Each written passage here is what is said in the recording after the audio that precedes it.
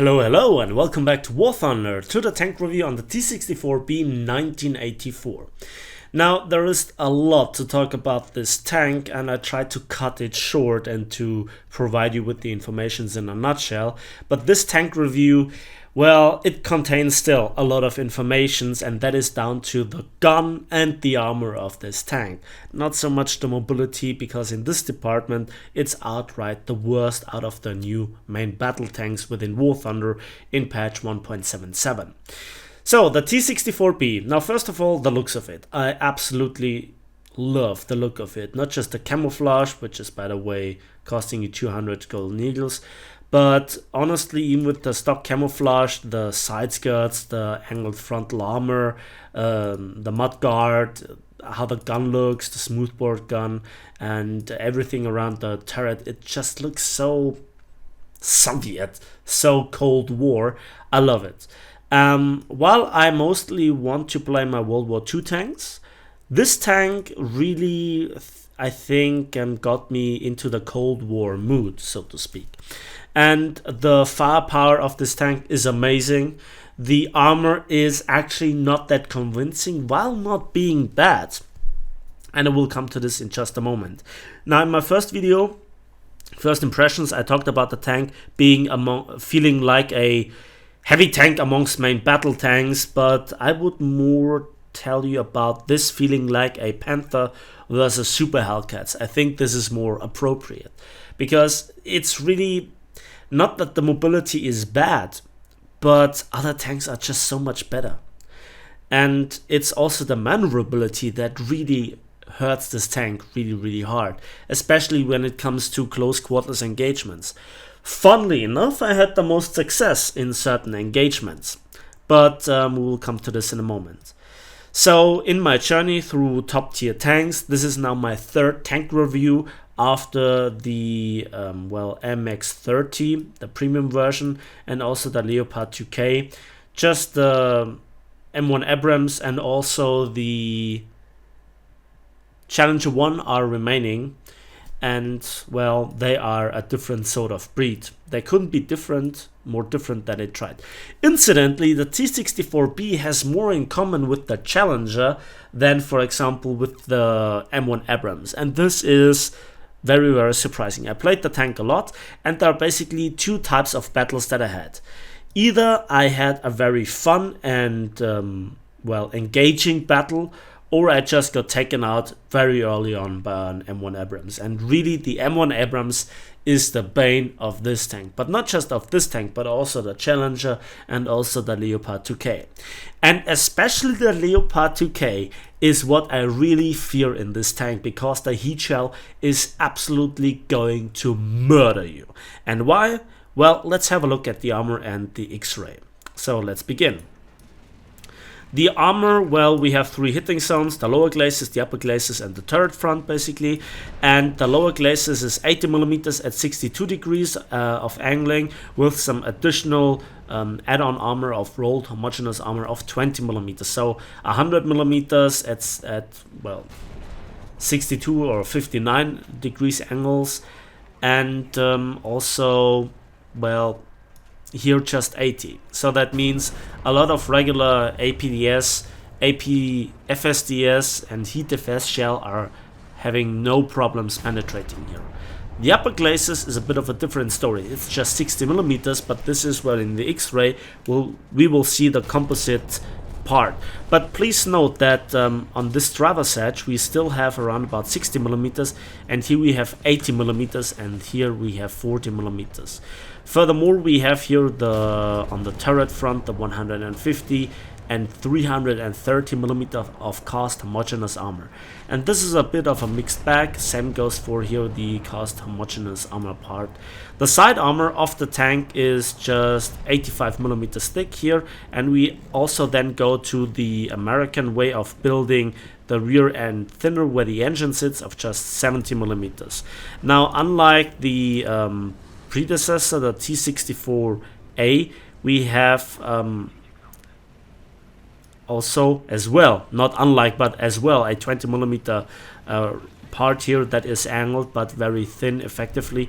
We have some additional spaced armor in the shape of rubber fabric screens and also some aluminum that actually will, well, reduce the effectiveness of HEATFS shells, but is not really very effective against AP FSDS rounds. And if you angle just a little bit, everybody is going to penetrate you here and blow you up. More on this in a moment.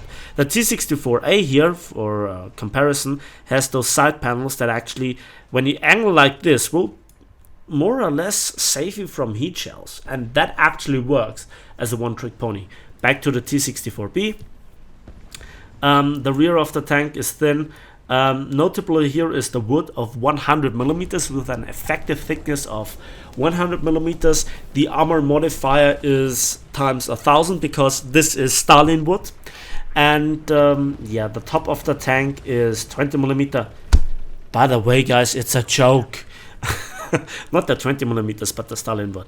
And we also have some top mounted 60 millimeters and 40 millimeters and some additional armor radiation material. I guess it's some sort of lead composition material. However, the turret from the front looks like a hittable area here, but it's too sloped even for AP FSDS rounds. That cupola here is still a target for APHE shells, but who else fires APHE shells at this battle rating? So let's go into the X-ray, and we can see the lower glacis has no composite part. So this is the big weak spot where everybody and its mother can penetrate. We have some fuel tank like on the side of the M1 Abrams. However, we have no armor behind that, so everything will go through.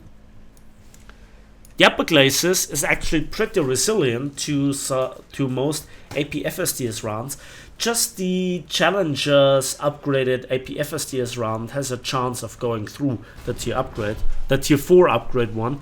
But what really penetrates here with ease is the Leopard 2K's stock round, and it's absolutely going to murder you because of well, what lies behind that. Look, taking a look behind that, we actually can see that where the driver's head is, there is a big gap in composition material, and that means that effectively you just have to penetrate here in this area just the 60 millimeters of rolled homogeneous armor. So everybody is going to penetrate here with ease and again blow you up. Then we can see that here is just the cast homogeneous armor between 150 and 300 millimeters, but what is actually pretty strong is the turret front from here on with the composite armor, with the ultra porcelain and yeah, the 2 layers of cast homogeneous armor. That actually, well, absorbs most of the shots. There are practically just a few rounds in the game that can go through. First, Raketenjagdpanzer 2 Hot has no problems melting through. In most angles, even the Leopard 2K will murder right through it. And well, then with a 50-50 chance both for the hull and the turret, the ITO on the, well, Begleitpanzer 57. And just a very few AP FSDS rounds are going to penetrate here. However, most enemies will shoot right at your gun breech and your gun barrel and take it out of action. So the hitting area is just center mass here, and that's then, well, taking you out of action. And so you should do with the M1 Abrams and, well, the Challenger 1. But please note how far back this composite armor reaches, and just here where the 2 crew members are, it's a bit thinner by like half of it. And yeah, the big outstanding feature here is this ammunition carousel for the autoloader, and however you angle, it's always going to be hit when you aim at center shot. From the side, you're going to blow up. If you angle, you blow up. Penetration through the front brick, even with the lower glacis, you blow up. Turret penetration, there is still a risk that you blow up. Shot from the rear, you blow up. Once you got penetrated, you blow up, except for the case that the gun breech is absorbing all the damage. So you explode in some spectacular fashion that I previously have just known for shooting German tanks into the side with a good old 90mm American APHE shot. And this is really how the tank plays. At long ranges against APFSDS rounds, it is really strong, especially hull down, much like a Challenger. And you still have the same weak spots as a Challenger, lower glacis and driver's edge, although it's not that prominent in the X-ray view, so most people might not necessarily know about this, except if they look at the tank from like this angle and have a look at the gap of the composite armor. So the tank has a usual design, and again, it's strong against kinetic rounds, but not that strong in comparison to the HEATFS rounds or ATGMs that float around about this battle rating. So now let's move on to some other statistics. So let's talk about the mobility, and oh, this does not really look good. We just have 700 horsepower for a 39-ton tank. Especially the comparison to the T-64A shows that the tank is not in every single way a upgrade, because we have 0.0 less horsepower to ton ratio of just under 18, and this is the lowest. Just the Challenger 1 is close by and everything else is close to 30, especially the comparison to the KPZ Leopard 2K and the M1 Abrams just shows the big difference in terms of horsepower to ton ratio. And also the reverse gear with just 4 kilometers an hour together with its predecessor is abysmal. It's bad. It's outright bad. The top speed, on the other hand, is actually okayish. It's a bit better than the Challenger 1, but significantly lower by around about 10 to 12 to the, again, Leopard 2K and M1 Abrams. So the Leopard 2K and the M1 Abrams are faster than you, they're more maneuverable than you, together with the Challenger 1. However, in a lot of scenarios, the Challenger 1 is in a straight line comparable to you. This is surprising in the first aspect, but then when you think about the horsepower to ton ratio and the typically Russian ground pressure, this makes sense. So the mobility is not what the tank shines with. Let's talk about the firepower. Aha, and there we have not the very best stats either. Okay, so we have a 125mm 2A46 M1 cannon compared to its predecessor, the 2A26. I think that was redesignated the last time that I had a look at it. We again just have 36 rounds, but then again, due to how the ammunition carousel is placed within the tank, you always get detonated very reliable. If you get penetrated from the front, lower glacis, upper glacis, side shot, shot through the rear with APFSDS, you're always going to explode. And that is even one shot less than the predecessor. And even the Leopard 2K has 41 rounds. The reload, on the other hand, well, it's okay-ish. To be honest, it's 7.1 seconds for a autoloader, so you always have those 7.1s, and you have a significant advantage over the KPZ/MBT-70 with 10 seconds. However, the KPZ Leopard 2K together with the Challenger 1, with both have no autoloader, have 6.1. With an expert crew they also have 7.1. But you get significantly beaten by the M1 Abrams with 5.0 seconds. The turret rotation speed again is one of the lowest. Well, in this respect you have 4 degrees per second more than your predecessor, but 24 degrees per second, it's not really bad, but again, compared to the excellent competition, especially again the Leopard 2K and the M1 Abrams with both 40 degrees, are just significantly better, and you still lack 7 degrees per second to the Challenger 1. Your gun depression is where it really hits you hard together with your gun elevation. Just -6 degrees and plus 14 degrees of gun elevation just limits the locations where you can go hull down, again if you remember the armor scheme, but also just 2.5 elevation speed, 2.5 degrees per second, is 1 degree per second less than your predecessor and just half of what even the Challenger 1 has. And I don't even want to say here that your 10 times slower than the KPZ-70. Just to put things into perspective. Yes, you have a stabilizer. Yes, as long as you are in the realms of it, everything's somewhat alright. However, the second you go outside of the zone of the stabilizer, you really feel that the tank has some inferior stats.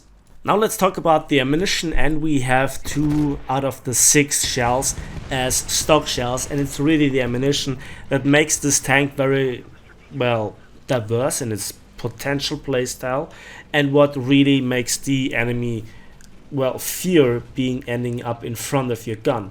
The 3B M15 stock shell on paper has as much penetration with 440mm as the Challenger's tier 4 upgrade, and even in the test shooting it was not that much worse, so you really can slice through a lot of the enemy armor, even the composite armor.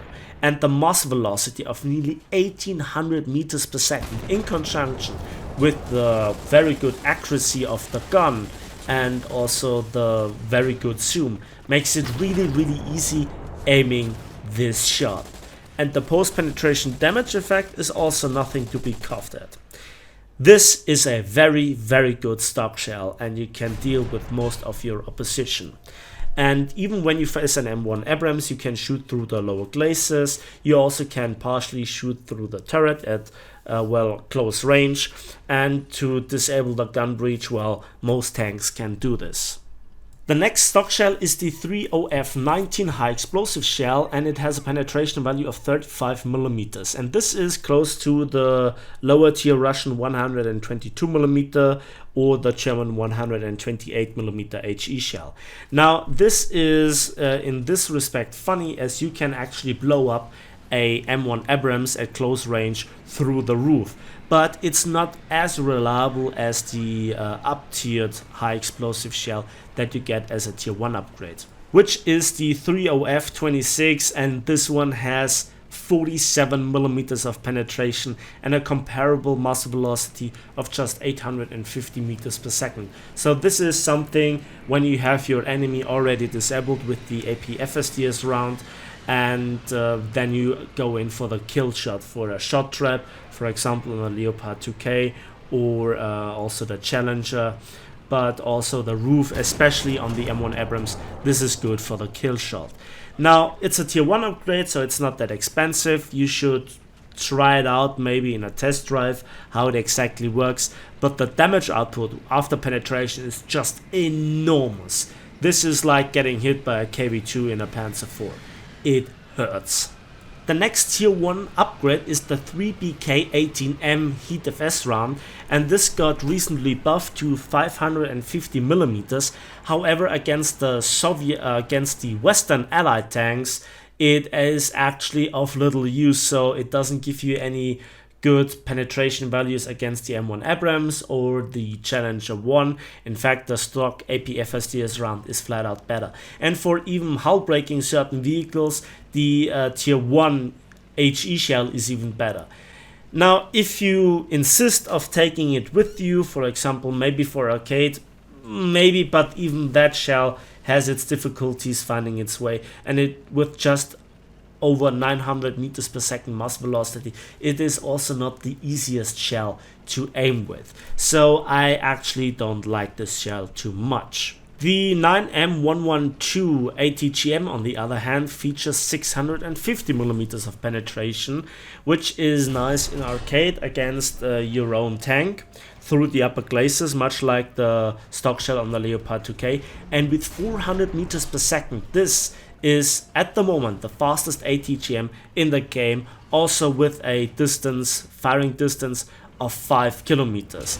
However, I never found myself in a situation where this ATGM would be useful. So as a tier 3 upgrade, you could potentially go for something else, to be honest. But remember it's fast, and you might shoot down some aircraft if you're really good at it. So because this is the fastest ATGM in the game at the moment. Now finally, as a tier 4 upgrade, we have the 3BM22, which is for me the most used shell, because this is well, in fact, the best APFSDS round that is there in the game at the moment. Again, 1800 meters per second mass velocity, nearly. Very easy to aim, very easy to lead, very easy to hit the enemy at long ranges, at short distances whatsoever, and 475 millimeters of raw penetration power, even with a decent normalization value. It is fantastic, and you really can make it work against M1 Abrams, against Challengers. You can shoot right through the composite parts, you can try to shot trap the enemy. It's just simply the best shell to use for this tank, but then again, as a tier 4 upgrade. However, in a lot of situations this is not that much better than the stock shell. Let me just tell you why. So here is another stat chart for you, and as you can see, I did not really have too many problems against the M1 Abrams, even with the stock shell, but the upgraded shell made it just so much more reliable to penetrate it at even ground at 300 meters distance. And I had a little bit better results against the Challenger when it came to the composite part of the hull. And that doesn't mean that you cannot penetrate the Challenger. In fact, the Challenger is an easy tank to kill. However, this is when I shot at the composite part, so the hardest part of the armor. Now, the ATGM, as you can see, is more or less useless. Just sometimes against the Challenger's hull, it could penetrate. So, as you can see, it can deal with most opposition if you shoot at the right parts. And this stat card again shows then what the T-64 actually can take. And as you can see, it is, well, resisting APFSDS rounds from Western tanks very well actually, except for the upgraded shell of the Challenger 1, the tier 4, where you can go over half times of the shots through the hull. But it's really the Leopard 2K's stock HEATFS round, the DM12, that actually is really going to murder you through the composite part.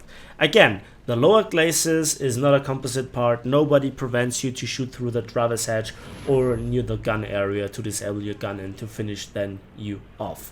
So those are the stats that I wanted to show you. Let's move on to some gameplay. So at the end I want to present you this gameplay that was a bit more on the funny side when it came to some of the kills. And this is the big version of a desert map that we all know and love.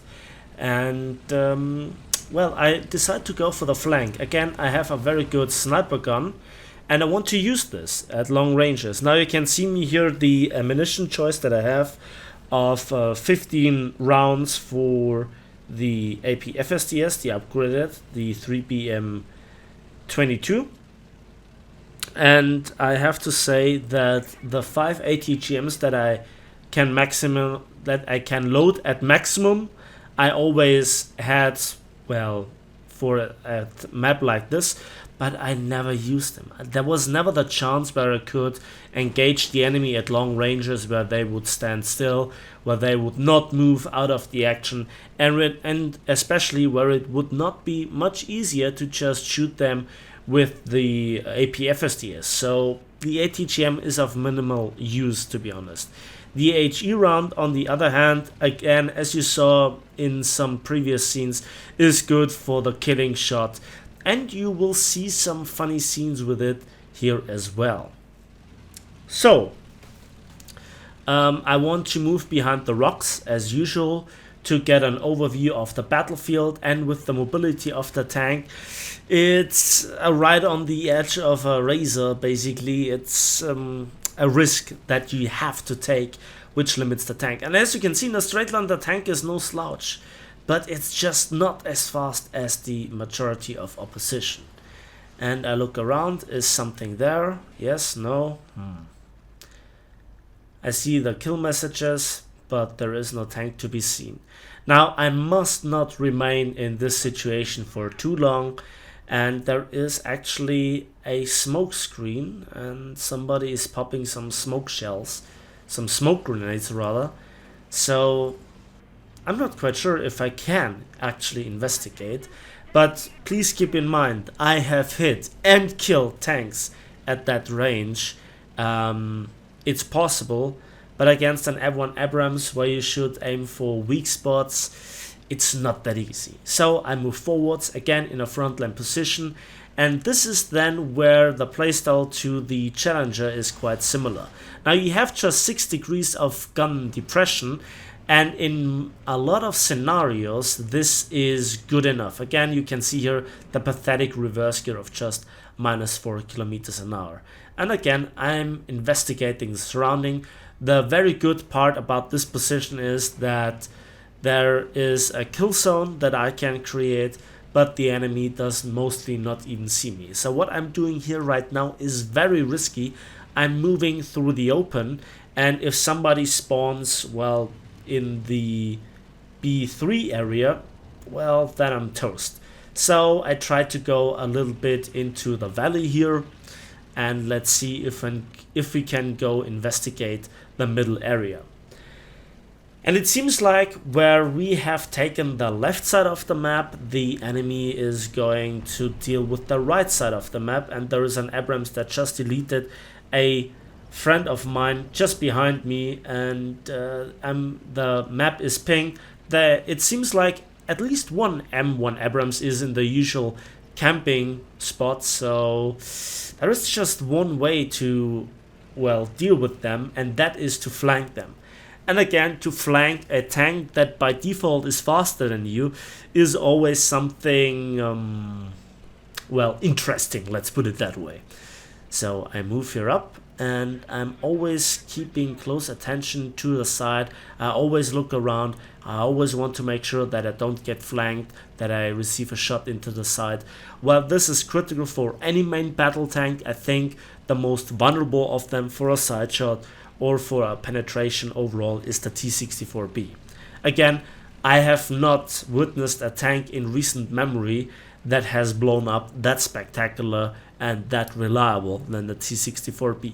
So all of the fears of the incredible Russian BIOS machine that a lot of people ahead of patch 1.77 had, they are not really founded. It's a capable tank, as we'll see here, but it's really not an incredible murder machine that is impervious to damage. And there I see an M1 Abrams, and I try to reverse.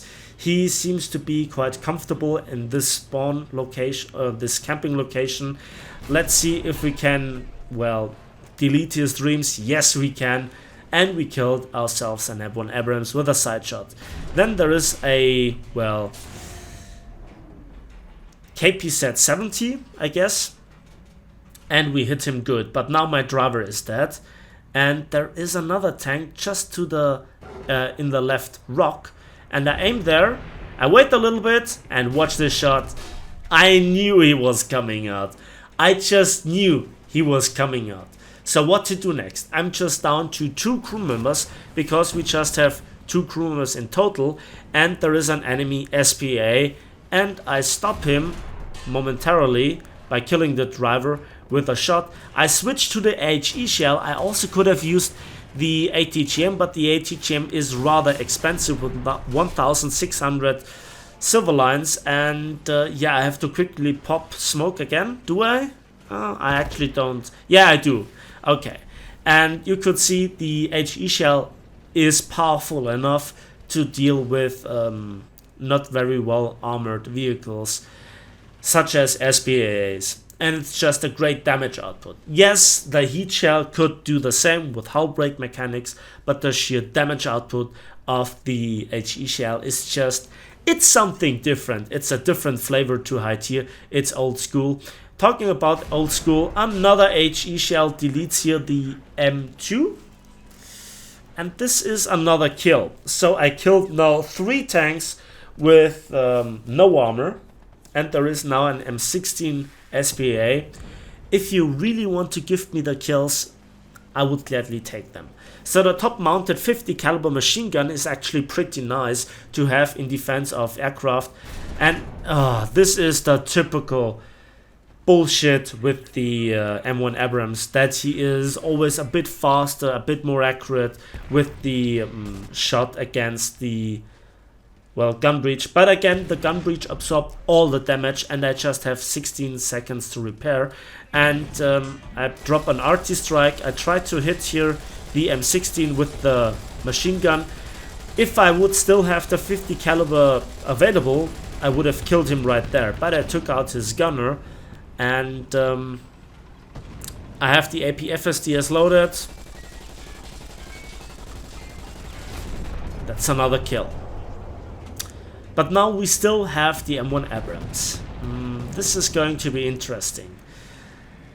Aircraft moving in, and I have to reverse, and again he hits me, and then I trick him with a machine gun shot, thinking into I have shot. He comes out, and I crit his cannon barrel and his cannon breach. This is a usual trick. M1 Abrams drivers are so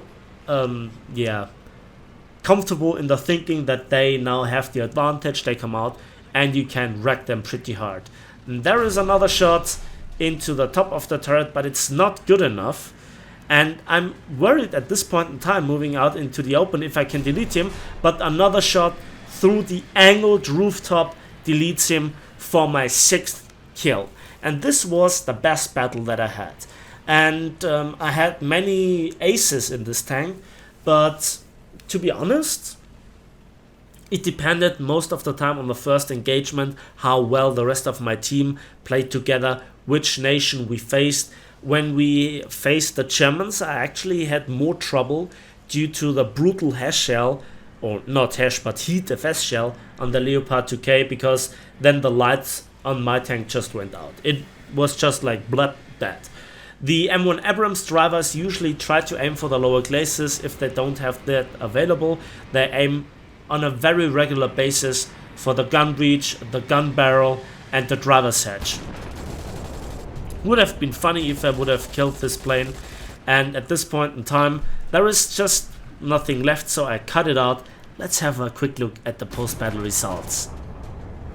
And I receive a good load of backups that I add to my backup collection, and for the 6 kills and the win of the battle, the Survivor Award, I just got short of 40,000 civilians and 3,744 research points, second in team with 1,600 research points. Again, or score points rather. So as you can see, ammunition is costly on this tank, and yeah, the high tier income is really pathetic. So Gaijin, please fix this.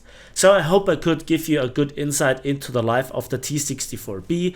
It's a good tank, but compared to the opposition rather, the composite armor doesn't really hold up too much. There are too many weak spots. The tank doesn't have any sort of survivability, just 2 crew members, a very wide ammunition carousel, which is a very prominent ammo rack. The tank overall is, well, not the most fancy one out there, I'd say. It's not the most shiny one, especially in the light of the M1 Abrams, but it can do the job, it can hurt the enemy, and it's always fun if you kill an M1 Abrams. So that's it for me today. Thanks for watching, thanks for listening. Please give this video a like if you did, subscribe if you want to see more, let me know in the comment section what you think about this tank and the top tier meta, and as usual we'll see each other in the skies and on the battlefields of War Thunder.